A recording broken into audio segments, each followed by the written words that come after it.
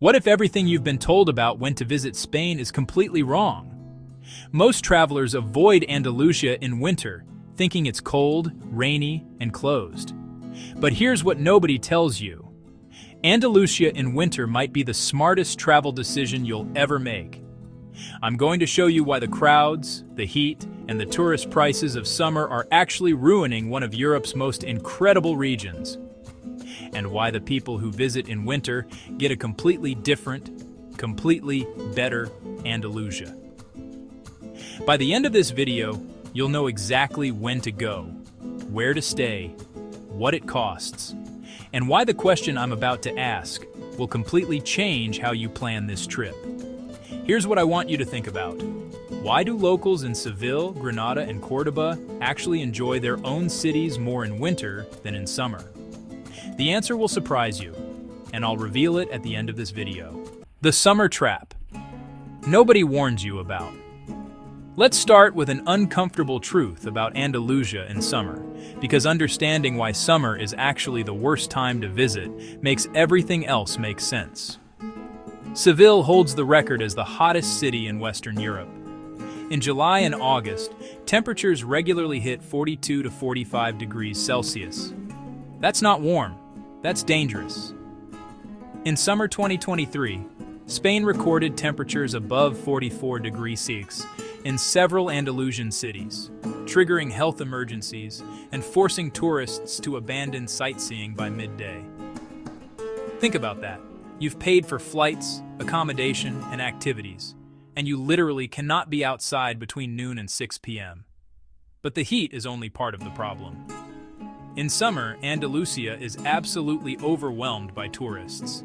The Alhambra in Granada, one of the most stunning palaces ever built, sells out its timed entry tickets weeks in advance. Visitors who do get in spend more time managing crowds than actually experiencing the palace. The famous tapas bars of Seville are packed beyond comfort. The white villages of the Sierra Nevada become gridlocked with cars and tour buses. And then there's the price. Summer accommodation in Seville costs 60 to 80% more than in winter.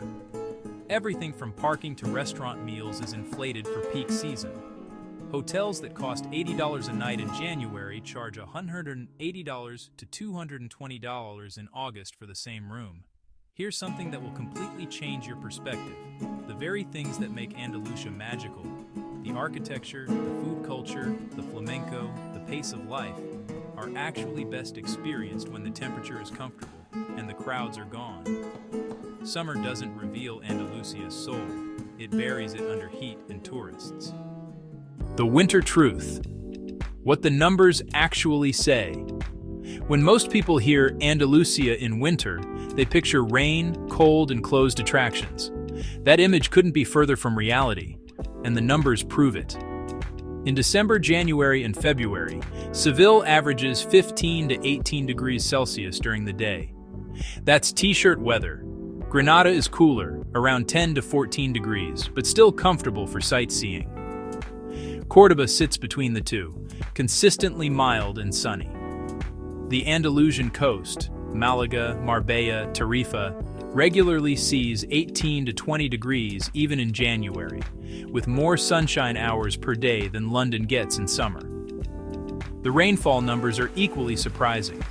Seville receives an average of only 5 rainy days per month in winter, and when it does rain, it's typically short showers, not all-day downpours. The famous Andalusian light, that warm, golden quality that makes the white buildings glow, is actually more beautiful in winter because the sky is clearer and the sun sits lower, creating dramatic shadows on historic facades. Here's the comparison that makes everything clear. Summer in Seville, 44 degrees, can't walk outside at noon, 3-hour queue for the Alcazar, $180 hotel room, $20 tourist menu at restaurants.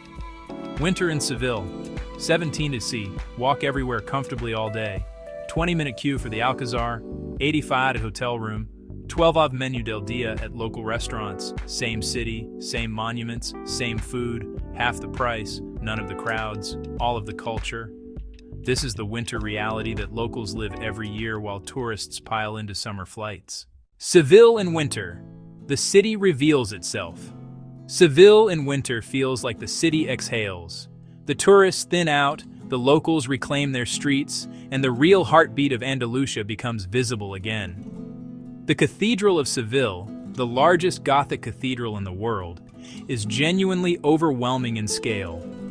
In summer, you share it with thousands of visitors, moving in slow queues through what should be a spiritual and architectural experience. In winter, you can stand in the nave and actually absorb the silence, the golden light filtering through medieval stained glass, and the sheer scale of a building that took over a century to complete. This is the difference between seeing a place and experiencing it. The Alcazar of Seville, arguably the most beautiful royal palace still in use anywhere in Europe, tells a story that winter reveals better than any other season. This isn't just a Spanish palace, it's a living document of how Christian, Islamic, and Jewish cultures built something together that neither could have created alone. The Mudéjar architecture is a physical representation of cultural collaboration. Spanish kings commissioning Islamic craftsmen to create Christian palaces using techniques refined in North Africa. The gardens in winter are quieter, the fountains more audible, the geometric patterns of the tile work easier to contemplate. The Barrio de Santa Cruz, Seville's old Jewish quarter, is one of the most atmospheric neighborhoods in Europe. In summer, it's impossible to walk through without constantly navigating tourist groups. In winter, you can wander the narrow white alleys alone, discovering tilework fountains, hidden courtyards, and bars where Sevillanos gather after work for sherry and conversation. This neighborhood was one of the most culturally sophisticated places in medieval Europe, home to scholars, poets, and philosophers from 3 different religious traditions. Winter gives you the space to feel that history rather than just photograph it. And then there's the tapas culture, which in Seville is genuinely different from anywhere else in Spain. In Seville, tapas are traditionally free with your drink. You order a caña of cold beer or a glass of fino sherry, and the bartender brings you a small dish, maybe a slice of jamón, a portion of patatas bravas, or a spoonful of salmorejo. In winter, at the bars where locals actually drink, this tradition is alive and generous. In summer tourist bars, the free tapa has often quietly disappeared, replaced by a charge for everything. Granada, the Alhambra without the crowds. If Seville is Andalusia's passionate heart, Granada is its soul. And the winter version of Granada is among the most extraordinary travel experiences in Europe. The Alhambra is the greatest surviving example of Islamic architecture in the Western world.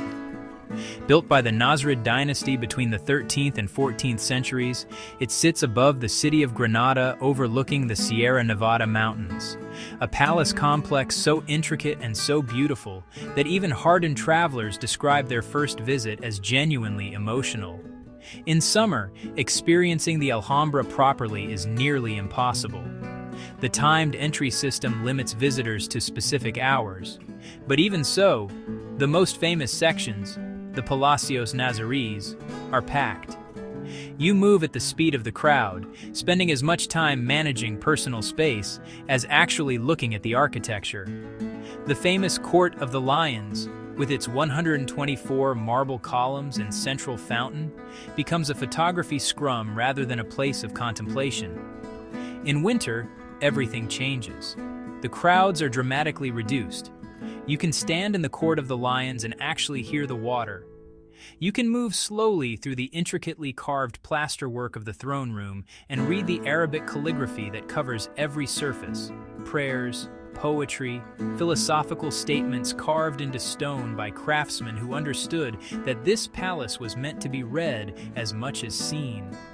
The winter light, low and golden, moves differently through the arched windows of the royal apartments, creating shadows that shift throughout the day and constantly reveal new details in the carved surfaces. But here's what makes winter Granada especially magical. If there has been recent snowfall in the Sierra Nevada, you see the Alhambra with snow-capped mountains directly behind it, a combination that makes the palace look even more extraordinary than usual. The The contrast between the warm red stone of the palace and the white peaks behind it is a visual experience that summer visitors never get. The Albaycin neighborhood, the old Moorish quarter across the valley from the Alhambra, is best experienced in winter for different reasons. The narrow streets are steep and atmospheric, with whitewashed houses, small mosques, and Carmen gardens spilling over ancient walls. In summer, every mirador viewpoint is crowded. In winter, you can stand at the Mirador de San Nicolas at dusk, watching the Alhambra glow in the last light, with almost nobody beside you. That view and that solitude is worth the entire trip. The White Villages, Andalusia's hidden masterpiece. Between Seville and the coast, tucked into the folds of the Ronda Mountains, lies one of the most beautiful landscapes in Europe, the Pueblos Blancos, the White Villages of Andalusia. And winter is when these villages reveal their truest character. Ronda is the most dramatic.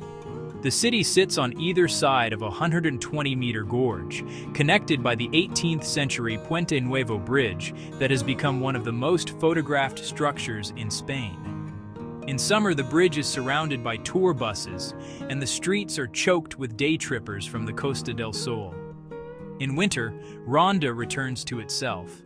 The gorge fills with morning mist. The bridge emerges from the cloud like something imagined rather than built, and the old Moorish quarter of La Ciudad can be explored street by street without rushing past other tourists. Arcos de la Frontera, Zahara de la Sierra, Grazalema. Each of these villages perches on a hilltop with views that look fundamentally unchanged from centuries ago. The whitewashed walls were originally painted to reflect summer heat.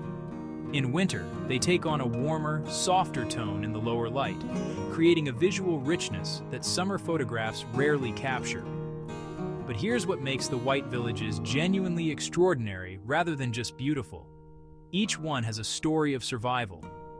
These hilltop positions weren't chosen for the view, they were chosen for defense. During the centuries of conflict between Christian and Islamic kingdoms, these villages changed hands multiple times, and the communities that lived in them preserved both architectural traditions and cultural memories that exist nowhere else in Europe. Grazalema, tucked into a natural bowl in the mountains, holds the record as the wettest place in Spain. But even here, winter rainfall is concentrated in short, dramatic episodes rather than persistent gray days. After the rain, the Sierra vegetation glows an almost supernatural green, and the village emerges from low cloud in a way that feels like a revelation. Winter hikers in the Grazalema Natural Park regularly have entire trails to themselves, walking through landscape that in summer would be crowded and, more dangerously hot. The Costa del Sol's winter secret. The Costa del Sol has a reputation problem. In summer, it's everything the name suggests, a sun coast, but also everything the critics suggest, overcrowded, overbuilt, and overpriced. In winter, something remarkable happens. Malaga, the capital of the Costa del Sol, averages more sunshine hours in January than almost any other city in Europe. The seafront promenade is walkable in a light jacket. The beaches, which in August are wall-to-wall towels, are practically empty. The famous Malaga beach bars, chiringuitos, that normally require reservations and inflated summer prices are relaxed, quiet, and serving fresh grilled fish to the handful of visitors and locals who understand what they've found. Malaga itself is a city that summer tourism has recently discovered but not yet overwhelmed. The Picasso Museum, Picasso was born here, sits in a 16th century palace in the historic center and contains an extraordinary collection from every period of his career. In winter, you can move through it thoughtfully, spending real time with individual works rather than being carried along by crowd momentum. The old city center has one of the most vibrant tapas cultures in Andalusia. The Atarazanas market, housed in a surviving Moorish shipyard from the 14th century, is best visited on a winter morning when locals do their actual shopping. The stalls overflow with Andalusian produce, the finest jamón ibérico, cheeses from across the region, fresh fish from the Mediterranean, and the spectacular variety of olives and citrus fruit that winter produces here. The drive west along the coast to Tarifa, the southernmost point of continental Europe, where you can see Morocco clearly across only 14 kilometers of water, is both spectacular and genuinely interesting in winter. Tarifa is famous as Europe's windsurfing capital, and the winter winds that make it ideal for water sports also give the town an energy and atmosphere entirely unlike the rest of the Costa del Sol. Standing at the tip of Europe, watching container ships move through the Strait of Gibraltar while the African coast sits visibly in the distance, you feel the geographic drama of Andalusia in a way that summer heat makes difficult to fully appreciate. The food culture. That winter reveals Andalusian food is extraordinary in any season, but winter is when the full depth of the region's culinary culture becomes accessible. The reason is simple. Winter is when Andalusians eat for themselves rather than for tourists. The restaurants that survive year-round on local business serve food at local prices using local ingredients, and those ingredients, in winter, are at their best. Jamón ibérico, the acorn-fed, mountain-cured ham that is arguably Spain's greatest culinary achievement, is best eaten in winter when the fat that gives it flavor is firm and perfectly textured. The Dehesa landscape of western Andalusia, where the black Iberico pigs roam freely through cork oak forests eating fallen acorns, is green and lush in winter. The jamón served in village bars comes from animals raised in this landscape, and eating it with a glass of fino sherry in a bar where 3 generations of the same family are having lunch around you is a food experience that no summer restaurant can replicate. The traditional winter dishes of Andalusia are deeply satisfying. Cocido, the hearty chickpea stew that varies village by village. Rabo de toro, oxtail braised until it falls from the bone in rich sauce. And berza, the kale and meat stew that Sevillanos eat through the cold months. These aren't tourist dishes. They're what locals eat when they're eating for comfort rather than performance. Olive oil in Andalusia deserves particular attention. The region produces over half of the world's olive oil, and the new harvest oil, called aceite nuevo, is pressed between November and February. This fresh oil has a grassy, peppery intensity that disappears as the oil ages. Eating aceite nuevo drizzled over bread or over the Andalusian salmorejo, the cold tomato and bread soup that is one of the region's greatest dishes, with a glass of local wine in a village restaurant in winter is one of the simple pleasures that makes southern Spain so compelling. The answer: why locals prefer their own city in winter. Remember the question I asked at the beginning. Why do locals in Seville, Granada, and Cordoba actually enjoy their own cities more in winter than in summer? The answer is both simple and profound, because in winter, the cities belong to them again. In summer, Andalusian cities are transformed into tourist infrastructure. The restaurants optimize their menus for international expectations. The bars near major monuments serve overpriced mediocre food because they don't need repeat business. The streets around the Alhambra, the cathedral, and the Alcazar belong to the visitors, not the people who live there. In winter, Sevillanos reclaim their own cathedral. Granadinos sit in the Mirador bars with views of the Alhambra and drink coffee rather than queuing to let tourists through. Cordobans walk their city's perfectly preserved old Jewish quarter without navigating tourist groups. The cities function the way they were designed to function, as places where people actually live. And that is what makes winter travel to Andalusia so genuinely different from any other destination strategy. You're not just avoiding crowds or saving money, though you do both. You're accessing a version of the place that tourists never see, because tourists by definition change the character of any place they visit in large numbers. The traveler who visits Andalusia in winter doesn't get a diminished experience. They get the real one. The call to adventure. Andalusia in winter proves that the smartest travel decisions are almost always counterintuitive. Skip the 44-degree summer heat. Skip the sold-out Alhambra tickets and the overpriced summer menus. Skip the crowds that make every photograph an exercise in patience rather than pleasure. Go in January. Go in February. Go in December when the Christmas markets fill Seville's plazas with light and the Alhambra wears morning frost on its towers. Spend your mornings in palaces without queues. Spend your afternoons walking white villages where the streets belong to you and the locals. Spend your evenings in tapas bars where the food is made for people who live here, not for people passing through. Which part of winter Andalusia surprised you most? The temperatures, the cost difference, the food? Drop a comment below. I read every single one and love helping people plan their Andalusia adventures. If this video changed how you think about when to travel, subscribe and hit the notification bell. I'm constantly uncovering these counterintuitive travel strategies, and I want you to know about them before everyone else does. The real Andalusia is waiting. It's just waiting in winter.